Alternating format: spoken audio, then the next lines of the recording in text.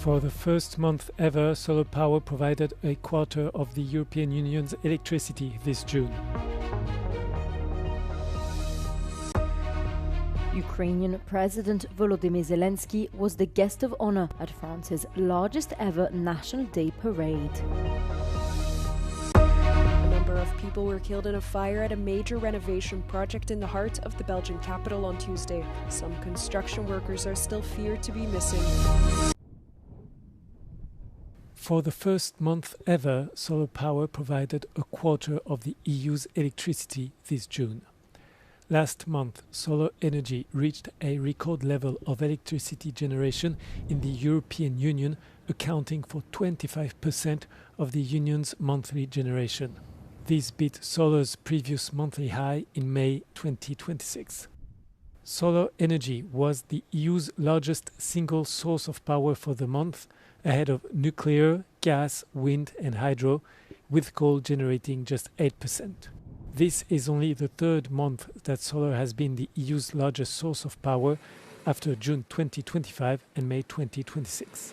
In June 2021, solar energy generated just 10% of the EU's power. Solar has grown by more than a fifth every year in the EU between 2021 and 2025, the fastest growth of any power source.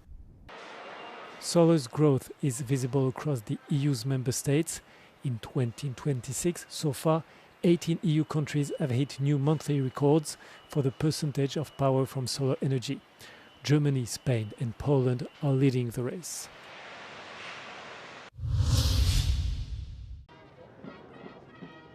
France held its largest ever National Day parade, showcasing its military power and unity with allies on Tuesday, with Ukraine's President Volodymyr Zelensky as guest of honor. In the meantime, European rearmament gathers pace in the face of Russia's war against Ukraine. 24 foreign heads of states and governments, including British Premier Keir Starmer and German Chancellor Friedrich Merz, were present. Some 500 soldiers from the so-called Coalition of the Willing of mainly European nations supporting Kyiv against Moscow were also marching. Symbolically, 25 Ukrainian soldiers were following the troops of coalition members. A record number of military personnel marched the traditional route between the Arc de Triomphe and the Place de la Concorde, including nearly 6,700 troops, 98 aircraft, 31 helicopters and 315 vehicles. This year's parade was to illustrate France's rearmament, France's strategic autonomy and Europe's strategic awakening, said a French presidential official. This year also marks 10 years after a truck driver ploughed into crowds leaving a Bastille Day fireworks display in the city of Nice, killing 86 people and wounding more than 400. The 14th of July marks the 1789 storming of the Bastille fortress in the French Revolution. A number of people were killed in a fire at a building in the center of Brussels on Tuesday. The fire erupted on the second floor of the Oxy Tower building, a major renovation project in the heart of the Belgian capital. Roughly 250 construction workers were believed to have been on site at the time, according to local media. Firefighters rescued a number of workers, but authorities believe 6 are still missing. The blaze erupted in the morning and was seemingly quickly under control. However, the fire resulted in damage to 2 elevator shafts before reaching an underground section of the building, igniting a second fire. Construction workers had been working in the shafts at the time.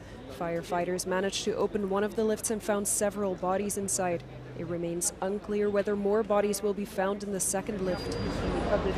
It's not the first time a fire broke out at the building under construction. In April 2024, a fire broke out on its roof but did not result in any injuries.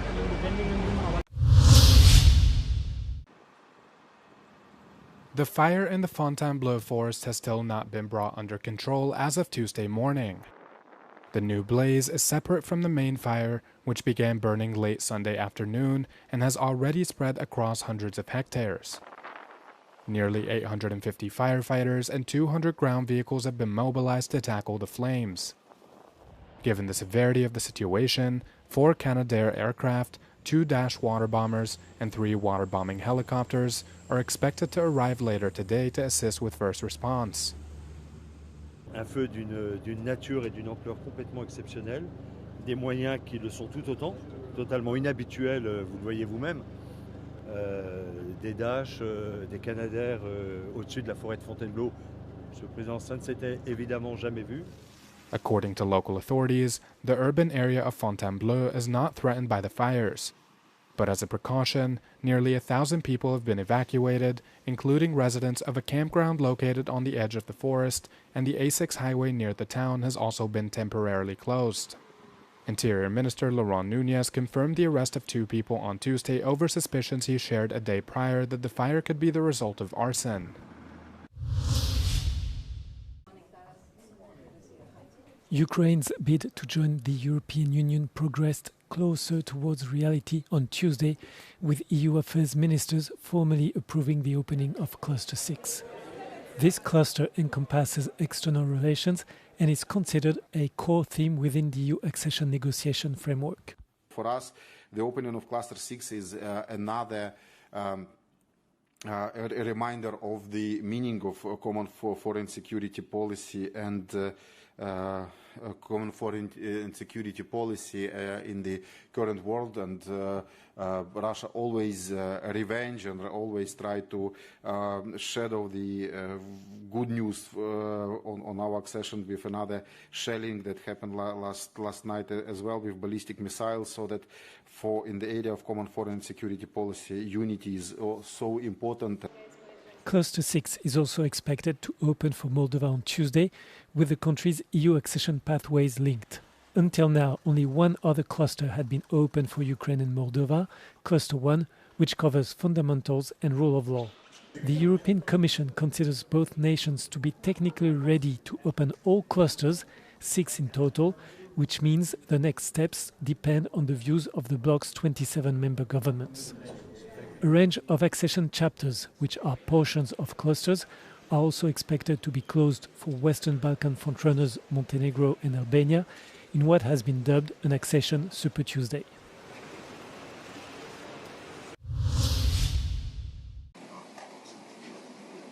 U.S. Secretary of State Marco Rubio has launched a sweeping campaign to undermine the International Criminal Court that could include further sanctions and other measures.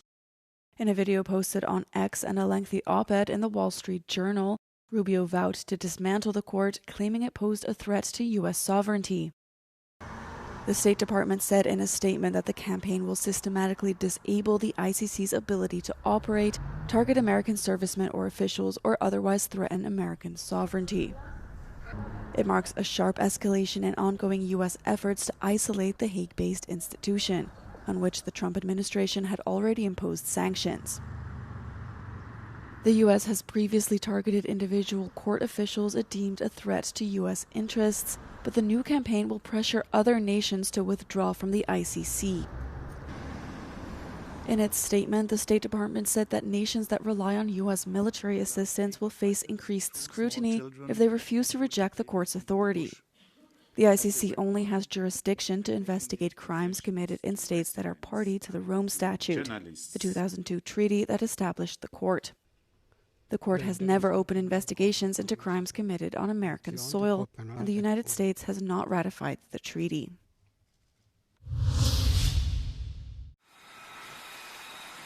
U.S. forces launched strikes on Iran for a third straight night early on Tuesday, prompting further retaliation from Tehran as it targeted 2 UAE-linked tankers in the Strait of Hormuz as well as Bahrain. The United Arab Emirates Defense Ministry said that the attack on the ships killed 1 mariner and wounded 8 others. The renewed strikes come as Iran and the U.S. both vie for control of the vital strait. U.S. President Donald Trump has now suggested his administration would start charging tolls for ships going through the waterway after previously suggesting that it wouldn't.